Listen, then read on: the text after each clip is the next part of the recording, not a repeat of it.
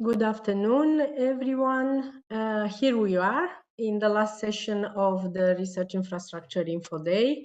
I hope you still have a bit of energy after so much information you received today.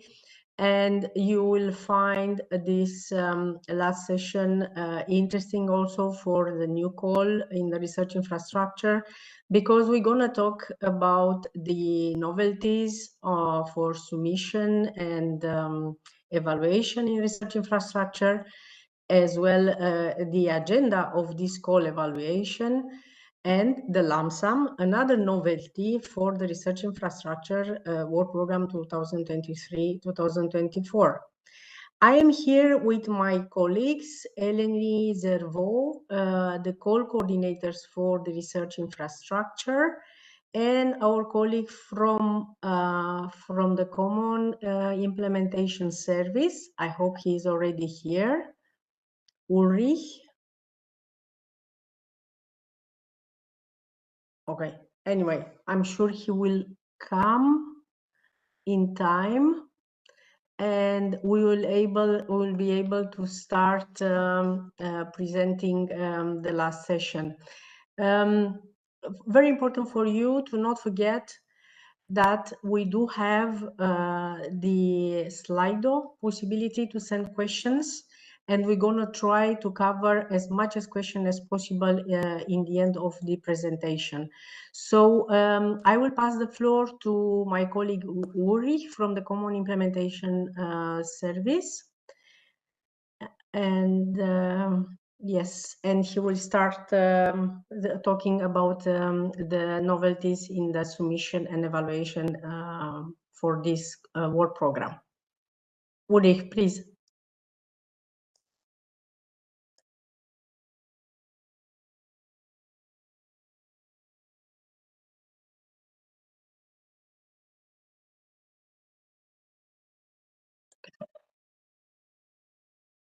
Maybe, I don't know, it's something happening. Laura, I think that Ulrich is not with us yet. I was wondering if we can continue with the next part of the presentation, or up to you. Yes, I think we can jump to the specificities for research infrastructures, and I will give the floor to Elva, to the call coordinator in infrastructure. So we go forward with the presentation? Next slide. Yes, please. Yes, Ulrich has just texted me that he doesn't have the link, the password. Kostas, if you can forward him, while I will be coping with the rest. Yes, and I think we need the next slide. We'll take care of it. Yes, the way that we have a bit further. What are research infrastructure specificities? Actually, my part, it is about the research infrastructure specificities in the submission and evaluation process. Ulrich was about to present the evaluation process, and myself, submission and evaluation, and myself, the research infrastructure specificities. Yes, if you can please, thank you very much. And the following slide, please. Thank you, because the research infrastructure specificities actually refer to the three main elements, which are the admissibility, the eligibility, and the evaluation. In the following session, Ulrich will present the general admissibility conditions for proposals. In research infrastructures, however, we follow the general admissibility requirements. However, we do have some exceptions. For example, in Horizon Europe, it is a novelty that the dissemination and exploitation plan is a compulsory requirement. It also applies for infrastructures, all calls except from the serve calls that have as a main objective the service provision. Another particularity of research infrastructures, as far as it concerns the practical aspects, is the page limit. For admissibility, the proposal has to be complete, which means that all the elements that are supposed to be analyzed should be included within the page, the appropriate page limit per action, per type of action. In infrastructures, we have all sorts of page limits. In fact, we have topics with the standard RIA page limit, which is 45 pages. We have the call, our serve call with access provision, in which the page limit, it is 100 pages. We have the standard CSAs, coordination and support actions, which is 30 pages, but also we have the respective RIA and CSA that have 50 pages the RIAs and 33 pages the CSAs. When I refer to page limit, I only refer to part B. The annexes are not included in the page limit, and you have to check for the appropriate annex for each topic in the submission page. Have in mind that all annexes and standard templates are also provided in the call page in the funding and tenders portal, but the appropriate one is the one that you will find, that bespoke, the tailor specific, it is the one that you will find in the submission page. A novelty that has to be noted for the InfraServe call, it is that the access provision call is that the Excel sheets are not compulsory in as annexes in the submission. You can find them though in the call page in order to help yourselves for the calculation of the transnational and virtual access costs. The next slide, please. In order to go to the eligibility specificities for infra. In specific calls, we have some additional to the standard one eligibility specificities, and these refer mainly to two points. First, we have some additional eligibility criteria that refer to the infrastructure owners, and in particular, ESFRI and ERIC infrastructure owners that have to participate as beneficiaries in these calls. As an example, we are presenting here the topics 3, 4, 6, 7 of the dev call, but it is also the same case for the tech call. The second parameter that can create an additional requirement, it is the countries that are requested in the topic of a specific call. For example, again, in dev call, in topics 6 and 7, additional country participation requirements exist. In topic 6, countries from Latin American countries are required to participate as beneficiary. There is a minimum number. And in topic 07, third countries' participation is also necessary. I would like also to bring to your attention something that will be further on mentioned by Ulrich, the gender equality plan, which is a novelty of Horizon Europe and a compulsory element since this year, 2022. The gender equality plan is needed for all infra calls. However, at the proposal stage, just self-declaration by each applicant, which is provided in the Part A administrative forms, it is sufficient. The next slide, please. in order to go to the evaluation specificities. In the evaluation, and it is important also for the applicants to be aware what are the criteria that the experts will make their judgment upon. In infra, we have some additional to the standard evaluation criteria in the various calls.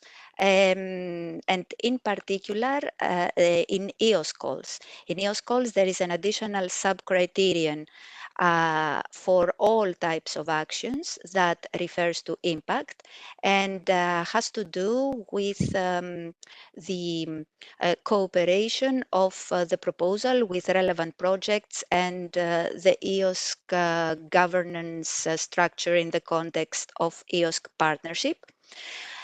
Also in the serve calls, in the serve call all topics, there are two additional sub-criteria for excellence that refer, the first one to the quality, the state of the art infrastructures and the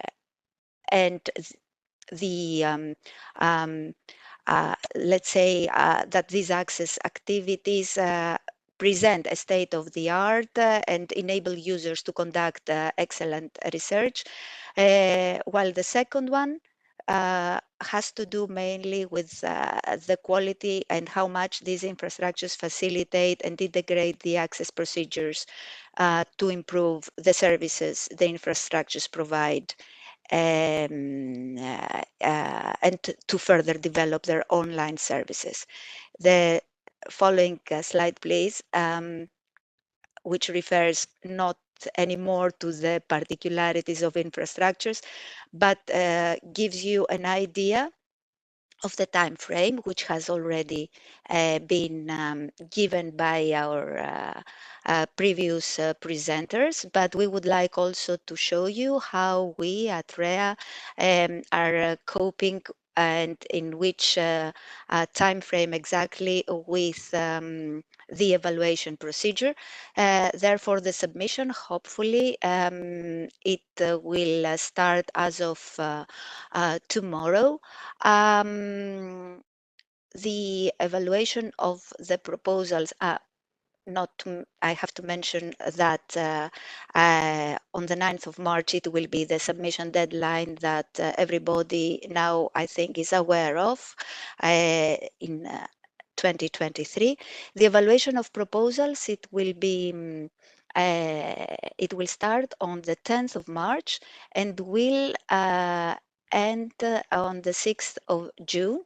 In this calendar, you have a breakdown of our activities when we will be conducting the allocation of experts, the remote evaluation, the central phase, and it is noted in these slides that I assume will be provided also later in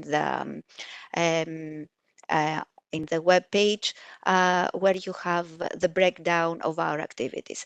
The results are intended to be announced to the applicants in July 23, and the grants will be signed by the 8th of November 23.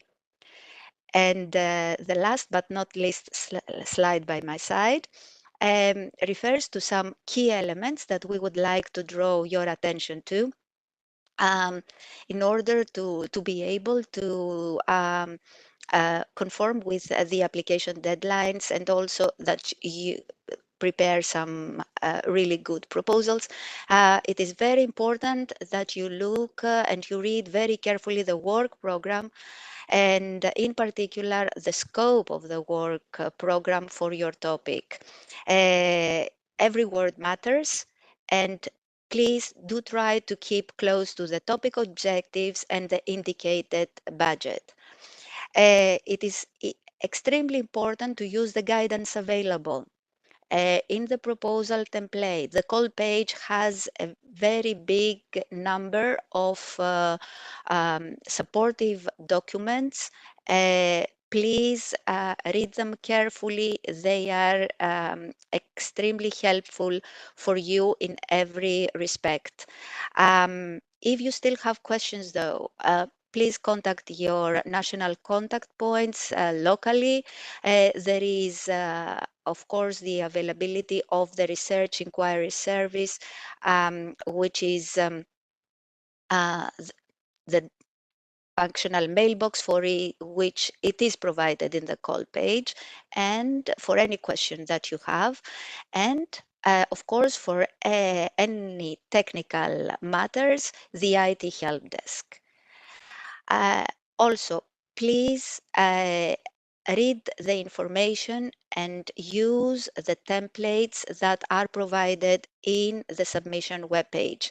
Fill out also the table that you find there as they are required.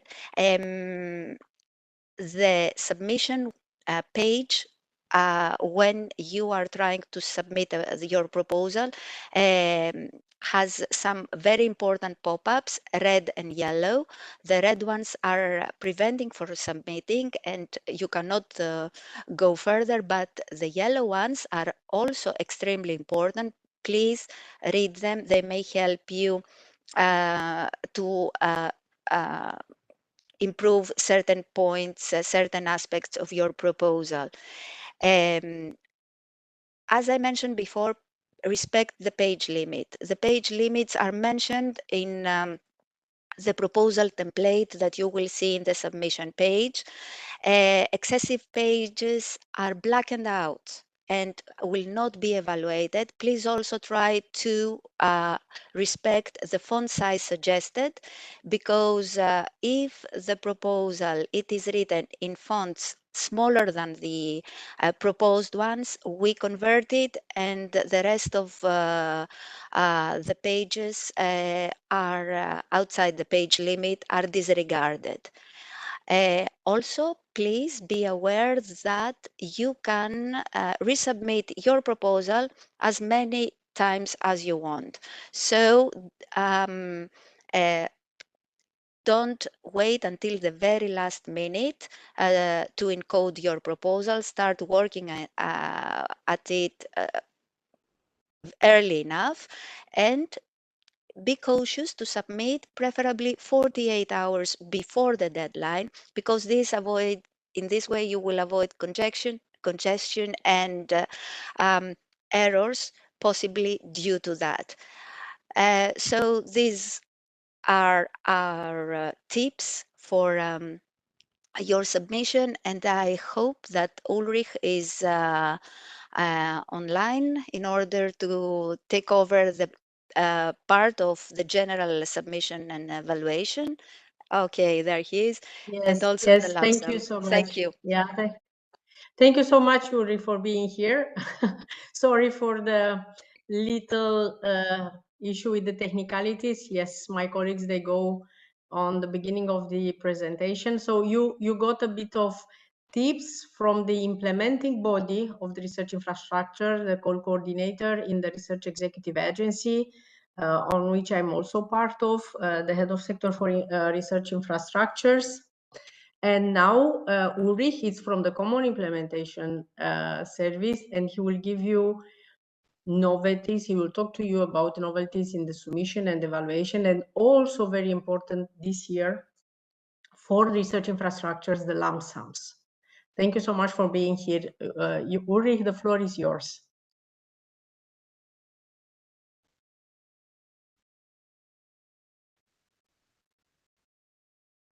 We don't hear you. Maybe.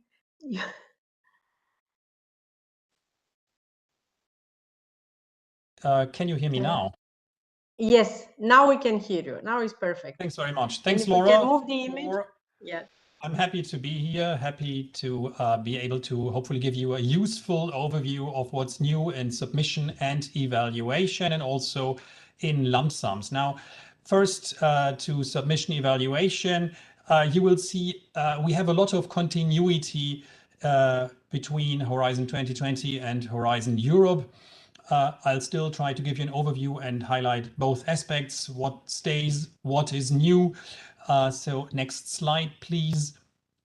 We start at the beginning with the admissibility. We have the same admissibility conditions. It is not surprising. You need to submit proposals before the call deadline in an electronic format via the Funding and Tenders portal.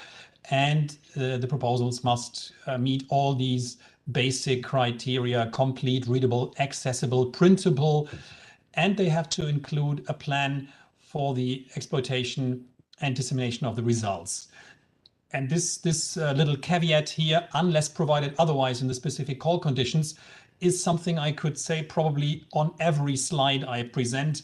It is always possible that there are exceptions provided for in the specific topic conditions that goes for the entire work program. So this is why I think it was already highlighted in the presentation before, always very important to read the description in the work program, in the topic description, very precisely, to be aware of those, if any. The proposal page limit I saw also was mentioned already, but that's really a change to Horizon 2020. The page limit has been reduced quite significantly to really focus proposals, to avoid overlong proposals, to focus on the essential content. So we now have 45 pages for RIAs and EARs and 30 pages for CSAs. Next slide, please. The eligibility condition again is similar but slightly different. We now have the condition that at least one of the 3 minimum number of members of a consortium comes from a member state, and the other 2 can be from a member state or from an associated country. Previously, it was 3 members from either a member state or an associated country, but now we have another minimum condition. At least 1 consortium member needs to come from an EU member state. And the gender equality plan, already mentioned, is an eligibility condition. Basically, all participants that are public bodies or research organizations or higher education establishments in the member states and associated countries must have one. And there are certain minimum conditions which are given elsewhere in the guidance, but the key eligibility is to have one. It was mentioned there is a self-declaration in Part A of the proposal. This applies to all types of and every participant in any proposal. And then we'll also include this in the validation process, meaning it's part of the organization profile of each organization. And in fact, the proposal will read this value for those organizations where it applies in the member states and in the associated countries. Next slide, please. What are associated countries?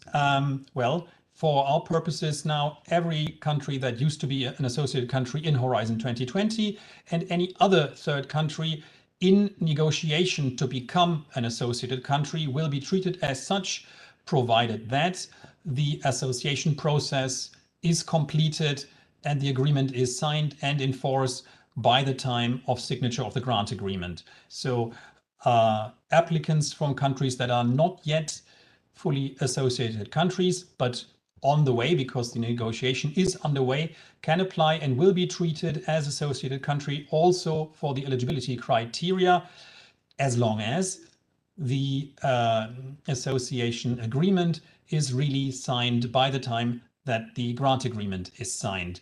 And notably, this does not apply to Switzerland because I understand there is no association agreement underway now. Next slide, please. What can we fund? What can we not fund? Well, the program, as you know, can fund a very, very broad range of activities. Essentially, this is the research, development, innovation activities that are described in the call conditions, in the topic condition. But we have a few very specific areas that cannot be funded. And that is also any activities that, well, generally speaking, that is any activity that does not focus exclusively on civil applications. So that is one condition. It must exclusively focus on civil applications. And then I have here a list of 4 points that cannot be funded ever. That is activities that aim at human cloning. That is activities that intend to modify the genetic heritage of human beings. Or that create human embryos solely for the purpose of research or for stem cell production. And then there is the last one, any activities that would lead to the destruction of human embryos. Now, these are all excluded, and that's also in the basic legal acts of the Horizon Europe program. All of this cannot be funded, and we are checking. You are also expected to make self-declarations on some of those. So that is indeed important to watch out for, not to include any activities covering overlapping with this. Next slide, please. The application form is continuity in the sense that we have, as before, a part A, which is based on electronic forms in the portal, in the IT system, and a part B, which is the narrative part. So the part A, as before, is generated by the IT system based on the information that you type in screens that pop up when you start your proposal. And part B is a narrative part for which you get a Word template that you complete, which contains extensive instructions, and I think we'll talk about a little bit more about these instructions that are now included in the template, much more than in the past. But the principle remains: you have this template, it is completed in Word format, it is converted to PDF and then uploaded as a PDF in the submission system. Next slide, please. So in these part A and part B, this is a nice overview of what's new and what has moved. So we have a few new fields in part A, in the electronic part. That is one, the researchers table. We need that researchers table where you declare the researchers participating in your project in order to meet an Horizon Europe key performance indicator and to know and to follow the researchers' careers. So this is also the reason why we are really only following researchers here. We are well aware that there are many other staff, non-researchers, involved in many projects, but here for this purpose we really only need the researchers. There's also a definition of what we understand to be a researcher.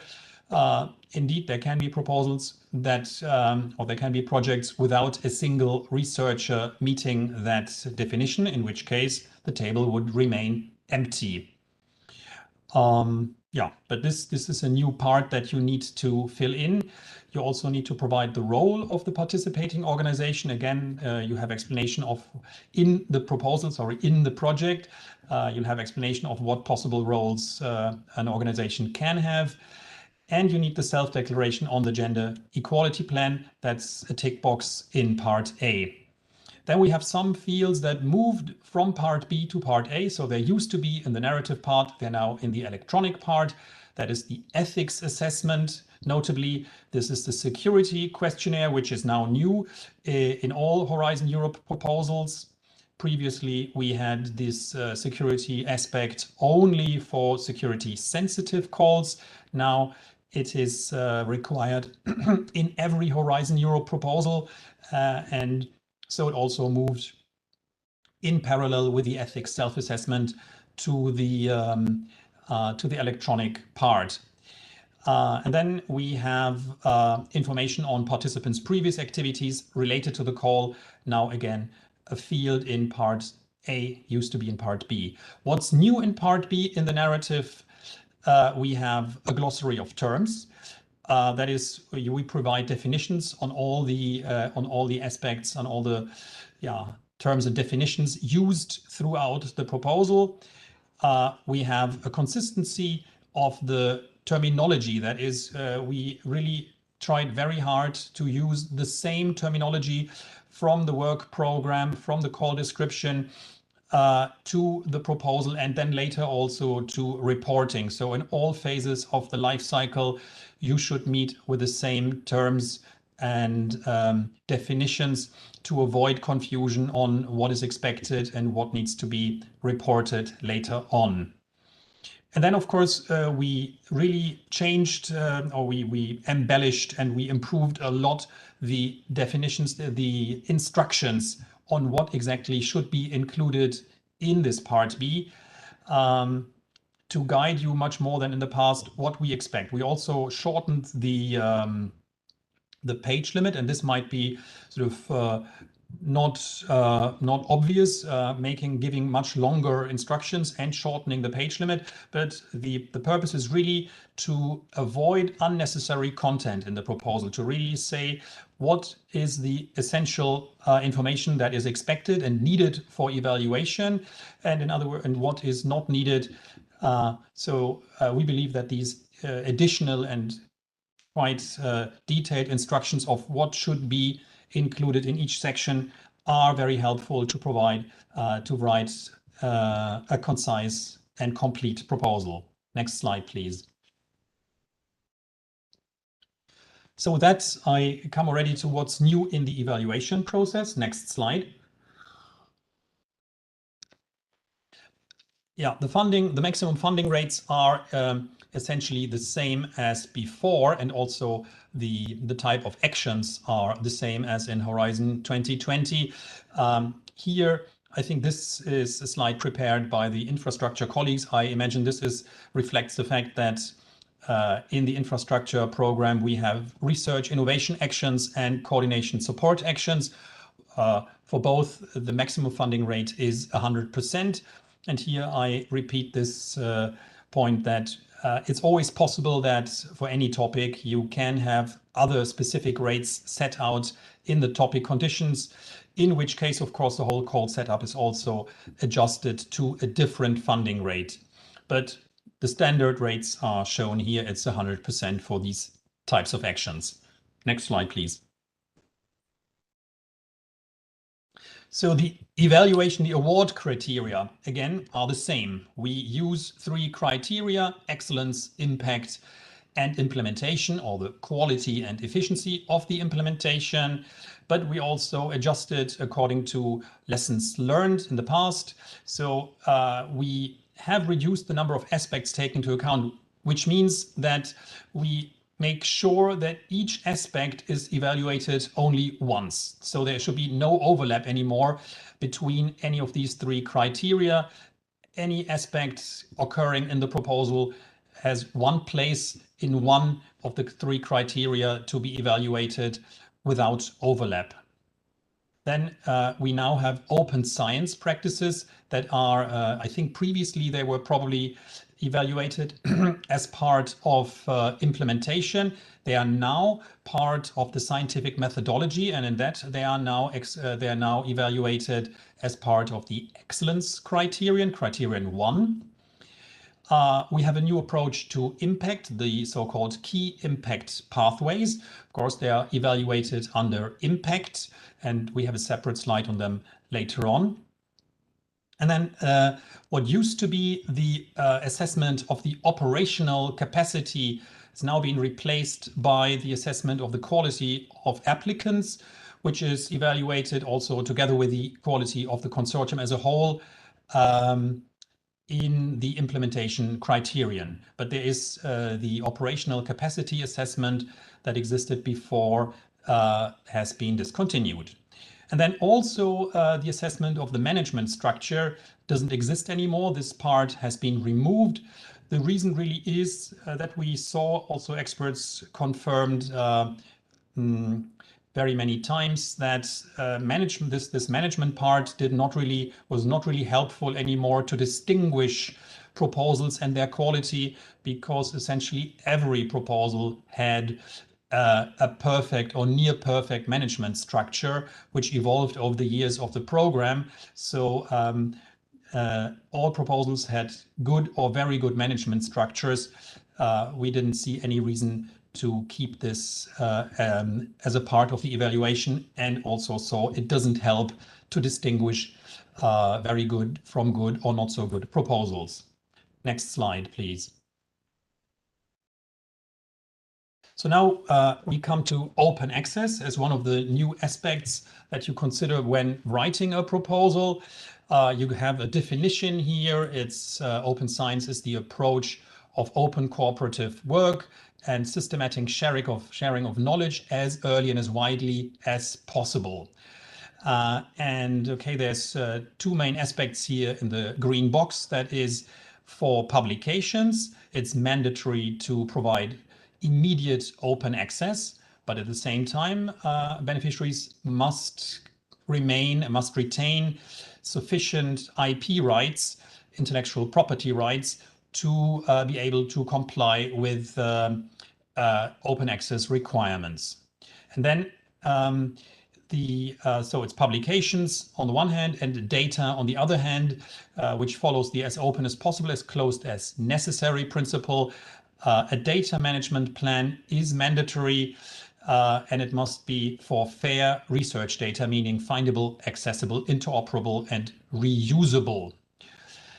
So other points to consider here is the work programs. Again, the topic descriptions might give specific have specific incentives or requirements regarding open science practices, be it citizen involvement or the European Open Science Cloud.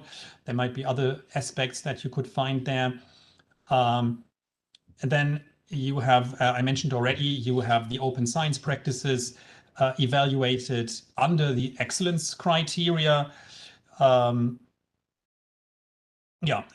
here your knowledge, your previous demonstration of open science practices will be taken positively, will give a positive impact on the quality, on the evaluation of the quality of participants under the implementation criteria as well. So that is, there's the new Open Research Europe publishing platform that may be used. That is one of the possibilities to comply with this open science requirements. Next slide, please. The gender dimension in the research and innovation content. Here I should highlight this is not the same as the gender equality plan. This is really about evaluating, being aware that the gender dimension is also evaluated in terms of how this has been integrated in the research and innovation content. Again, this is mandatory to consider this unless explicitly mentioned in the topic description. And what does this mean? This really is the idea that the gender dimension, taking into account sex and gender in the whole process of research and innovation, is relevant for the quality of that research. So you have here a list of points motivating why this is important. I mean, the first two relate to medical topics. I think it's quite obvious that the difference between women and men in COVID-19 can be relevant, or of course in various diseases such as cardiovascular diseases or osteoporosis. Men and women are not equal, so should be taken into account, but it's not limited at all to the medical field. This could also be in terms of car safety and any other areas where different body standards play a role, but also in artificial intelligence and others. So I'm not going to go through all these examples. Suffice it to say that that gender and sex can really have an impact on the research and innovation content and must be considered as such. Next slide, please. So this is now the new key impact pathways, the pathways to impact. What is required here, that already when you write your proposal, you need to think about the contribution that you can make, that the project can make in terms of outcomes and impacts. Both outcomes, expected outcomes and expected impacts are described in the work program for each topic. And so this needs to be seen in relation to the results that you have. You see here an example, looks rather complex, I agree. I think, well, how can we break it down? So on the left-hand side, you start with inputs. That is sort of the, well, that is your grant, that is the workforce, and that is the expertise, and that's anything that goes in. That's the implementation of the project. It has some results here. We have the successful demonstration of a certain system used at airports to manage a passenger flow. And now the question is, how does that relate with outcomes and impacts? So here the work program outcome, the expected outcome was to have the accessibility and logistics solution applied by the European transport sector. And then that could be concretely for the project, this could be an output could be that at least 9 European airports adopt this system that the project developed. And then the impact, according to the work program, is a seamless, smart, inclusive and sustainable mobility services. Broken down to the project could be that the maximum passenger capacity was increased by 15%, and that's leading to a 28% reduction in infrastructure costs. So this is just an example.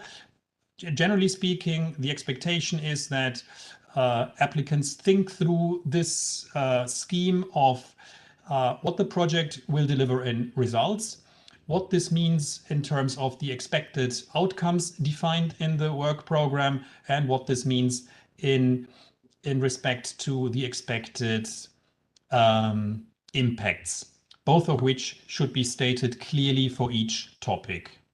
Next slide, please.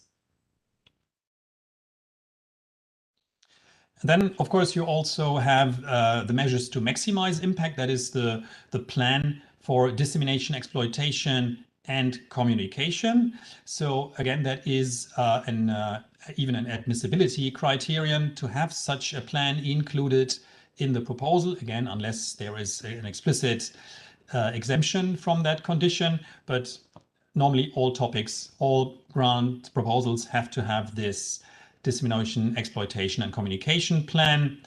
Of course, all these measures that are defined here, they need to be commensurate, they need to be in line with the size and scale of the project, and they should be as concrete as possible. They should be implementable during and after the end of the projects. So here you see a list at the bottom of the slide of possible elements of this DNENC plan. So that could be planned measures to maximize the impacts of the projects, the target groups. There could be communication measures to promote the visibility of the project. There could be policy feedback, that you don't only have scientific technical results, but also policy feedback results. And of course, there could be a follow-up plan after the project to foster exploitation and uptake of the results. That could include the management of intellectual property, notably, but also it could be planning in which geographical areas this is planned, and possibly, of course, also outside intellectual property, without intellectual property protection. Yeah, next slide, please. Artificial intelligence is yet another aspect to take into account. It's the main requirement is, I call it here, due diligence is required regarding the trustworthiness.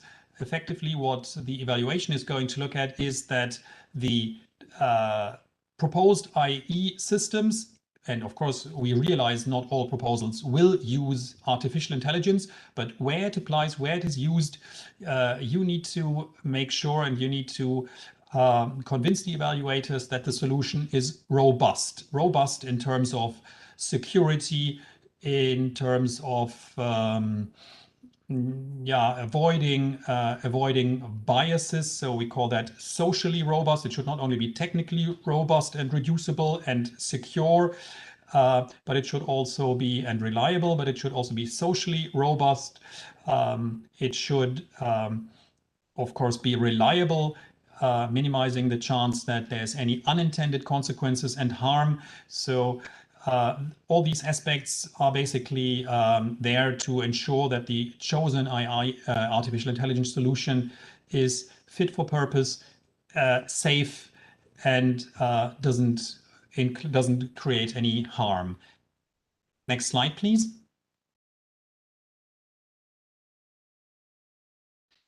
Now I come to the ethics review and security review. There's a bit more detail here. I think for the ethics review, we can really say it stays principally as in Horizon 2020, apart from the fact that the main table to where applicants self-declare any ethics issues that they consider are that their proposal raises. This is now in part A. And of course, then there is a self-assessment where they explain how they address any of these issues, if applicable, these issues that they identified. What's different now is that in our evaluation, we focus only on the cases that are complex and serious. So anything that is considered to be, let's say, standard or less than complex and less than serious will be cleared straight away in the evaluation, well, still by ethics experts though, but only those cases that are considered complex and or serious will be looked at in detail. So this should really reduce the number of cases where we have a lengthy ethics evaluation, and also reduce the number of ethics requirements that are then obligatory requirements for the project if funded. But that is really the chief difference in the approach compared to the past. The criteria as such remain the same. We, of course, have updated the guidance on the ethics review that you can find on the Funding and Tenders portal, where each of those aspects that are considered here are described, and where we say what we expect from applicants, from grantees, to do in case it applies to their proposal. Next slide, please. Then we have security scrutiny. What's new is that we now apply it systematically to every proposal in Horizon Europe, not only anymore to those that are in the so-called security sensitive topics, but to every proposal. And there is a short questionnaire in the proposal part A. Based on that short questionnaire, basically asking whether the proposal uses EU classified information, ask about potential misuse of the results, and also about material that's subject to national security restrictions. So some very clear aspects, whether or not applicable to the proposal. Depending on your answers in this part, there may be an in-depth review, of course, then carried out with national security experts. And again, that may lead, as in the case of ethics, to formal requirements that the proposal, if selected, has to meet, and that will become part of the grant agreement. So in summary, we keep more or less the same approach as in Horizon 2020, except that we have widened this approach to all and every proposal submitted. Next slide, please. I think, okay, so that was the part on that was apparently the part on submission and evaluation. A short summary and reminder of the main aspects. I'm not sure if I'm supposed to be going now straight through to the lump sum part, or we answer questions first, Laura? Yes, I think we're going to go to the lump sum part, and this was presented already by Elva, the coordinator. So if we can go further, if Luca can help, yes, this we saw already. Exactly. Here it is. Very good. Thank Then I you go so straight. much. Yes. Then I continue straight away with lump sum funding and Horizon Europe. So I understand some of the topics offered by the Research Infrastructure Work Program 23-24 will make use of lump sum funding. Maybe a very, very basic principle to start with. Whenever you decided to apply to a given topic, that topic will tell you whether you use lump sum funding in this topic, and then if yes, every grant selected under that topic will be a lump sum grant. Or if the topic is an actual cost topic or a standard topic, in which case none of the grants will use lump sum funding. So the decision between lump sum funding and not lump sum funding that is made in the work program, it's not an active choice that you have. It is really defined in the work program topic by topic. Next slide, please. Why do we use more and more lump sum funding in Horizon Europe? So there are three reasons summarized here in this slide, and there's no particular order. They're all equally important, but I'm starting with a reduction of the financial error rate.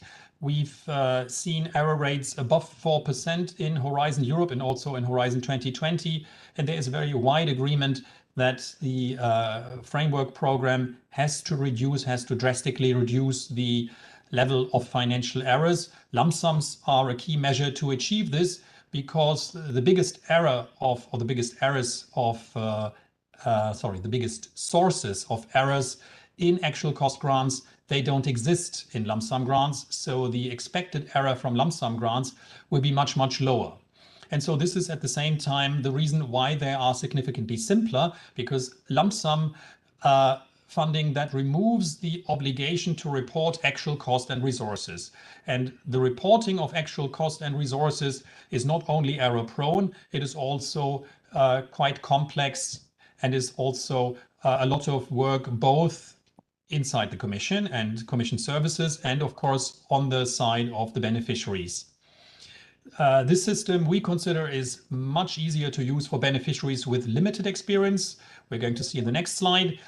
And well, there were often calls that we should try and simplify more the traditional actual cost system. But this is actually what we've been doing for at least a decade or more, with all sorts of simplifications and offering electronic services. But so the scope for further simplification of the actual cost system is really considered to be rather exhausted, and we are not going to see much further simplification there, simply because the actual cost system must be able to accommodate all the various approaches and different ways of handling budgets and costs in so many countries in the EU, and of course far beyond. So scope for simplification there is and will be quite limited in the future. So we are looking for lump sums as a means to go much further in simplification. And then lastly, without financial management to focus on, the hope and the expectation is that both projects, beneficiaries, and also Commission services are going to focus more on the content of the funded projects. Next slide, please. So briefly, here you see the distribution of 42,000 unique beneficiaries in Horizon 2020. And the picture that we see is actually the same picture also in FP7. We expect no difference in Horizon 2020. So it's a pretty stable picture for the framework program. You have a tiny share on the right-hand side of this graph, a tiny share of like 0.5% of our beneficiaries that have 100 grants or more. These are the big beneficiaries, the established organizations that participate frequently and have many grants. Of course, these organizations, they typically have dedicated staff, EU grants offices, or they have the experience, they have the administrative capacity to handle the actual cost grants well, we have to say, without too many mistakes. And that is no surprise because they've been doing this for years and they're doing this in parallel for many grants at the same time. So they have the necessary structures and experience. On the left-hand side of the distribution, though, you see that we have the vast majority of our beneficiaries that have exactly one grant in 7 years. So that's like 2/3 of all beneficiaries that have one grant in 7 years. If I count beneficiaries that have one or two grants, I actually come to 3/4 of all beneficiaries. And with one or two grants in 7 years, you cannot expect that these organizations and small entities have dedicated structures or the experience or the memory, the organizational memory to deal with actual cost grants. They really need a system that works ideally without errors the first time that they use it. And here we see lump sum funding much before actual cost system as a system that meets this need. We also see that this vast majority of 3/4 that have few grants, most of them are either SMEs or newcomers. So it's indeed the small actors that we need to have in the program and that we want to have in the program and for which we need a system that works for them without producing too many errors. Next slide, please. I'm now going to remind ourselves of the basic principles of lump sum funding. When designing this approach, we reused the standard approach as much as possible. So we use the same template for proposal writing. We have the same evaluation criteria. We have exactly the same payment scheme. That I have to highlight. It includes a pre-financing, which is done in exactly the same way as the pre-financing in any other grant. And we have exactly the same technical reporting with a possible change that there you need to focus more on which work packages have been completed. And the reason for that is that we, in defining the lump sum, we define one lump sum share per work package and per beneficiary. So you see a graph here at the bottom, which illustrates this for a project of 3 million euros. So the overall lump sum is 3 million. And you see that each beneficiary has a lump sum share, a share in these 3 million, which is again broken down by work package, depending on which work package the beneficiary participates in. So this gives you this table of a number of work packages by a number of beneficiaries and a share for each beneficiary if they participate. So when the principle of lump sum funding is now that we pay the lump sum share that is completed, for a work package that is completed. So as soon as at the end of reporting period, you report and we agree that a work package is complete, we pay precisely the share that is defined in the grant agreement. What you see here is Annex 2 in the grant agreement. And this makes for a very, very simple financial reporting. In a way, we could even say financial reporting doesn't exist anymore because financial reporting has become automated.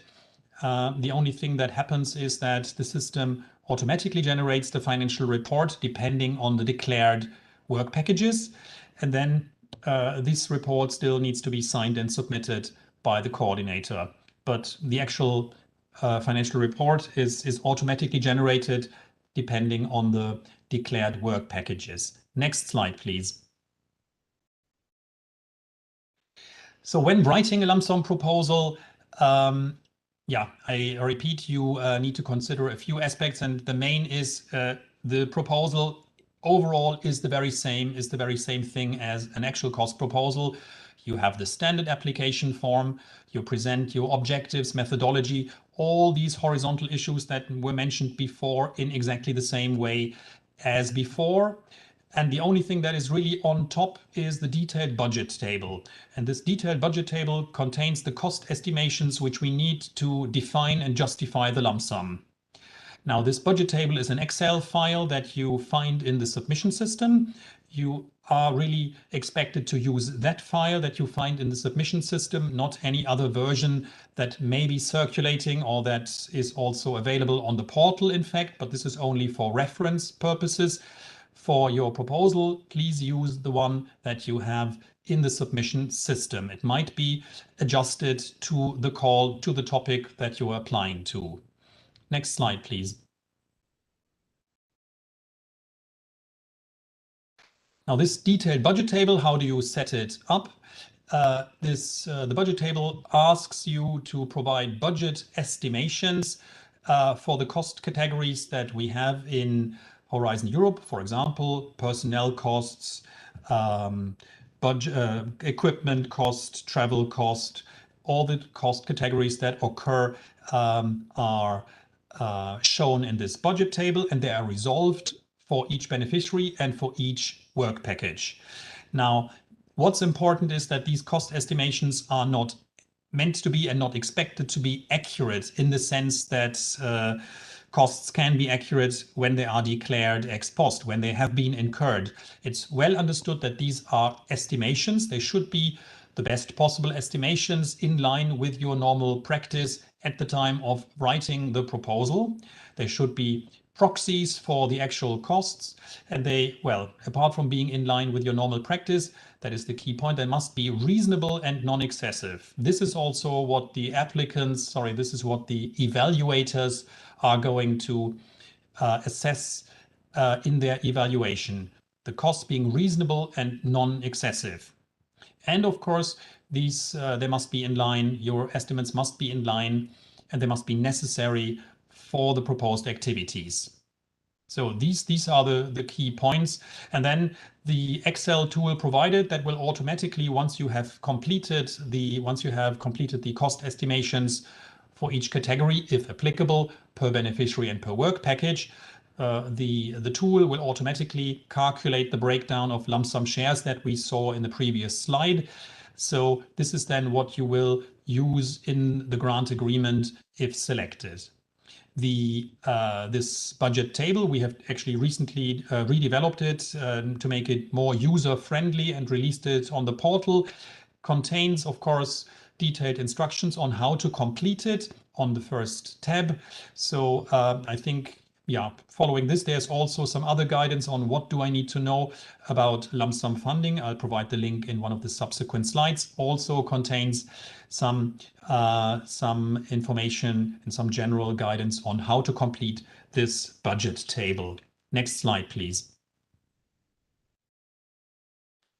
I think the last aspect, which is different from traditional grants and that you should bear in mind, is the distribution and number of work packages.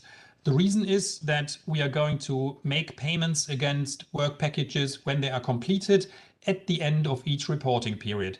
Remember, the structure of the schedule of payments is exactly the same as in any other grant. So you get a pre-financing, and then there is a payment at the end of each reporting period, and then there is a final payment at the end of the project.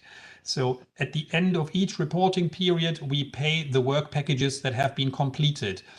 If you have work packages that run for the entire duration of the project, these can therefore only be paid at the end of the project when this work package is completed. If you want that it is that the activities are paid already earlier, and this might be relevant for the cash flow of the project, you are allowed to, and we brief experts that this is perfectly okay in lump sum grants, you are perfectly allowed to split the work packages along the reporting periods. Concrete example, if you have a management work package, project management work package, which lasts for the entire duration of the project, you could decide to split it in, for example, 3 parts corresponding to 3 reporting periods. In this way, the management activities could be paid at the end of reporting period 1, 2, and at the end of the project. Now, I really want to stress that this is an option. This is not an obligation in lump sum grants. So it is really a measure to, let's say, optimize the cash flow in a lump sum project. But if you consider that, for example, the pre-financing is high enough and you don't need to optimize it, you might just as well keep the long work packages as you would normally do, except that they will be paid only at the end of the project or only when they are complete. And yeah, be aware that this is part of the planning of a lump sum project.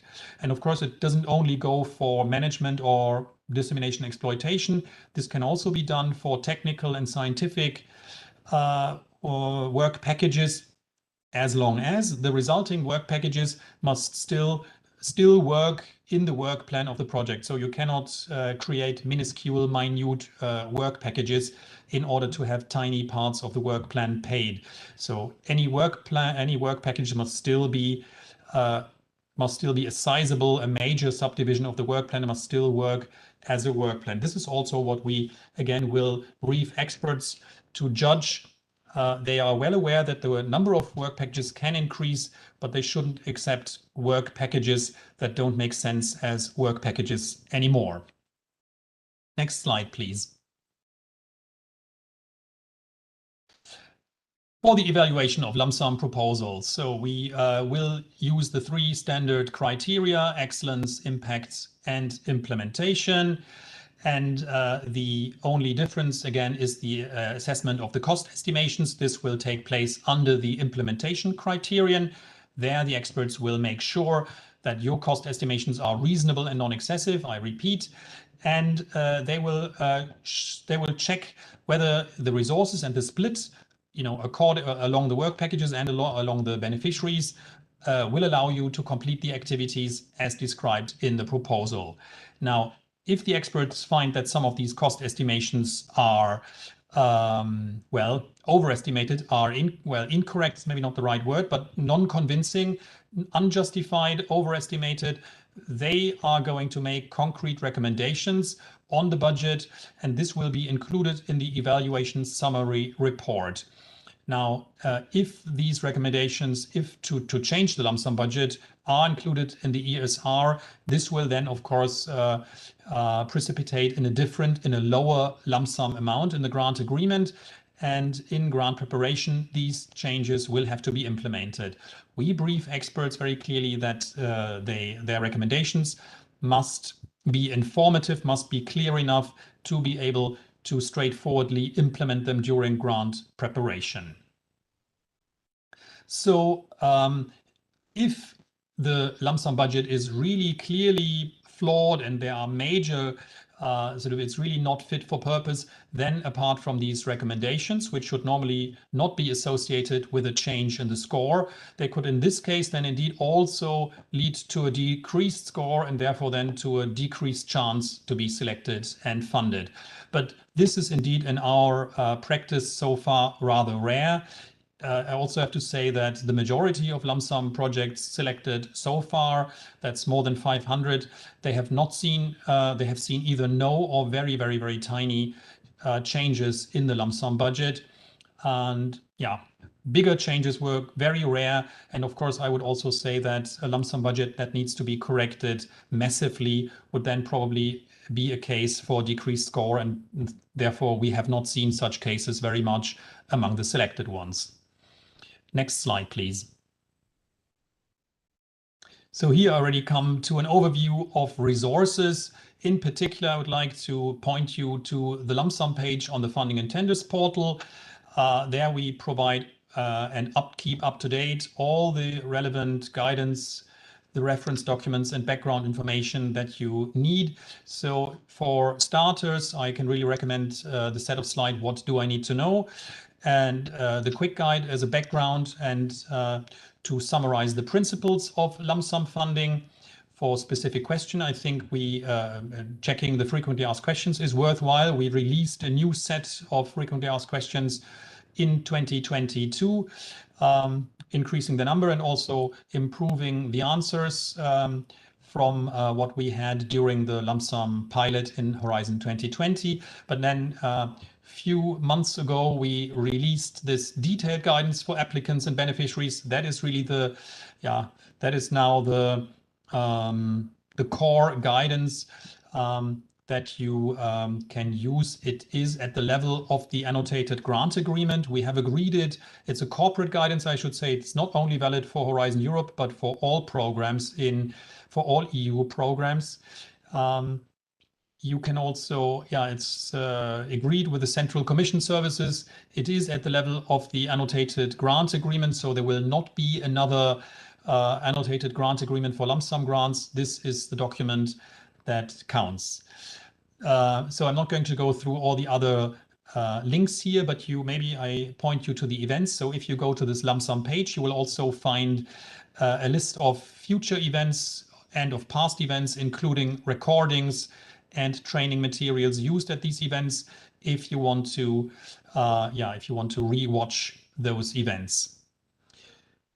With that, I come to the last slide. And that is just to mention few improvements that come with Horizon Europe. Well, one that is already older, we haven't listed here, but it's important, is the change of amendments of lump sum grants. Used to be that they were more complicated in Horizon 2020 than the amendments of standard grants. Not anymore the case. The requirements for an amendment have been made equal. It's essentially the same now. We already mentioned the higher page limit for lump sum proposals. We mentioned the improved Excel tool. We are currently working on a collection of best practices. We surveyed the ongoing lump sum grantees and extracting now their recommendations and tips to be included in a document to be released on the portal soon. And then, of course, in general, we are continuing to monitor lump sum grants as we did in Horizon 2020 and will make changes to the methodology if needed. So with that, I would like to thank you, and let's see if there are any questions. Thank you so much, Uri, for this marathon.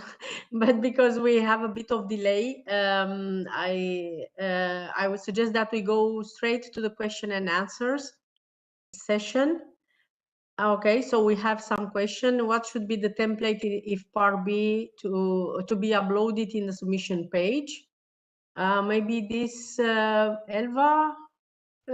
Yes, I think the first set of questions more or less refer, the two first questions more or less, yes, refer to the same thing.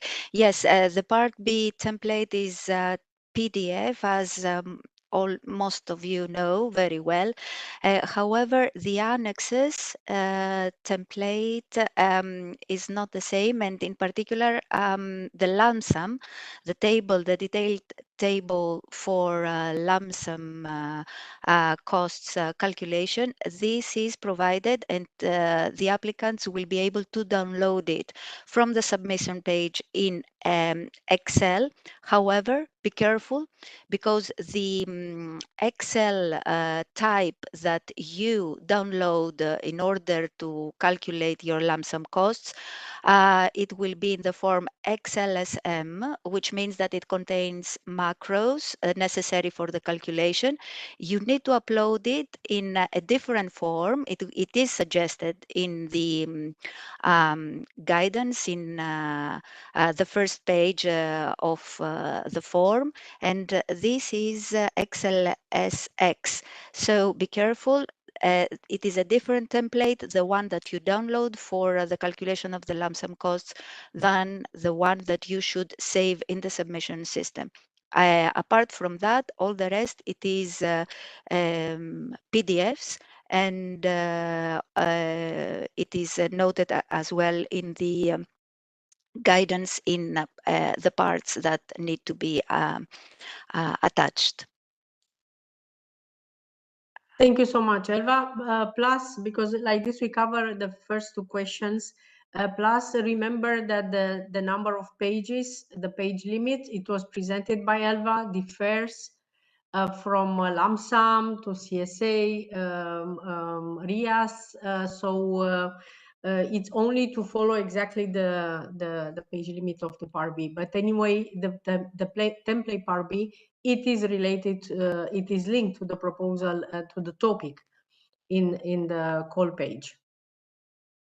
Now, a question about lump sum. Could you please elaborate on the benefits of the lump sum in opposition to the other types of instruments? I think this is for you, Ulrich. Well, I don't know which other types of instruments is meant here. Well, in relation to actual cost grants, I would say the main benefit is, of course, that we don't have anymore the reporting of actual costs and of resources. So we agree, effectively, we agree upfront on the cost, on the price of a project, and then we will pay exactly this amount if the project is implemented satisfactorily. So, and this principle is actually also not far from the current practice, where actual cost grants also, with a lot of effort in financial management, ultimately, most of them, of course, spend the maximum grant amount. So the total amount of funding per project is not changing. Lump sums is not a means to change either the level of funding or the distribution of funding. It's just a different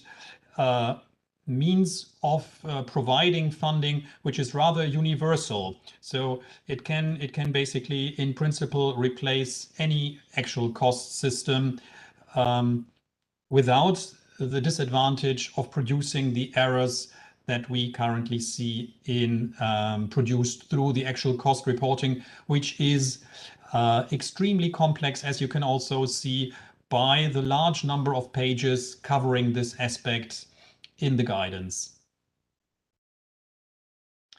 Okay, thank you very much. The next question, I'm not sure I quite understand. Does community approach to software, code, and digital objects also include artificial intelligence related to workflows with their specific, such as explainable artificial intelligence? I think is linked to artificial intelligence, this sub-criteria, which is under excellence. I'm not sure I understand this question. If you, I don't know if you can clarify. I don't know, Uri, it's clear for you maybe, and not no, for I'm afraid I'm afraid I can't answer that question. I don't yes. I don't know these concepts well enough to know. Yeah. I mean, artificial intelligence, it is a sub-criteria under excellence criteria. The experts are requested to look if the case under this criteria and to address it. I'm not sure to which workflows the question refers. Yeah. No, we can try to clarify and answer this in writing, but this would probably require going back to the experts in our services. Exactly. We can do that. We can do that, and we can put it on the event page. Are there specific guidance or best practices examples for gender equality plan for small institutions? Yes, Elva. Yes, for small institutions, and as I mentioned before, in the proposal phase, it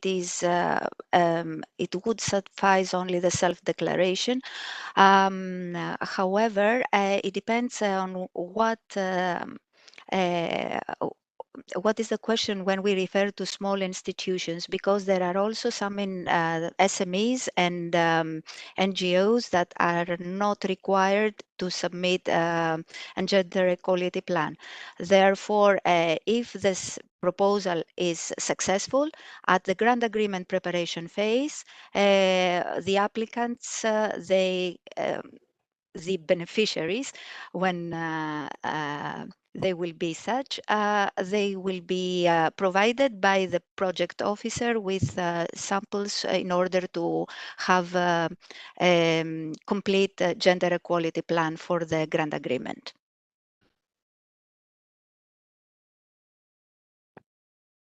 We cannot hear you, Laura. Yes, thank you. I don't think we have any other question coming in Slido. So I would like on my premises to thank to my colleagues here for the presentation and the support they were giving to us, also to the colleague in RTD organizing this event. So I will give the floor to Carmen from RTD to close this event. Thank you so much from my side also.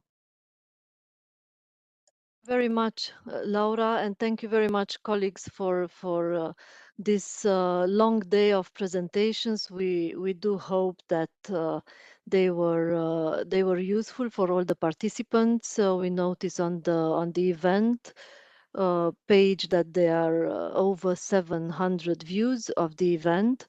The event is recorded and the sessions are available on the event page and on YouTube. And you can find also the slides presentation immediately after the event in the event related documents. Just to remind at the end of the day that the Commission has adopted today the work package for 2023 and 2024, and the calls, the topics and the actions will be fully published and searchable on the funding tenders portal tomorrow. The calls for research infrastructures that have been presented today will be open to tomorrow as well. And with this, we would like to thank all the participants for being here at this marathon of the Info Day for Research Infrastructures Work Program 2023-24 with focus on the 2023 calls. And we wish you a very nice afternoon.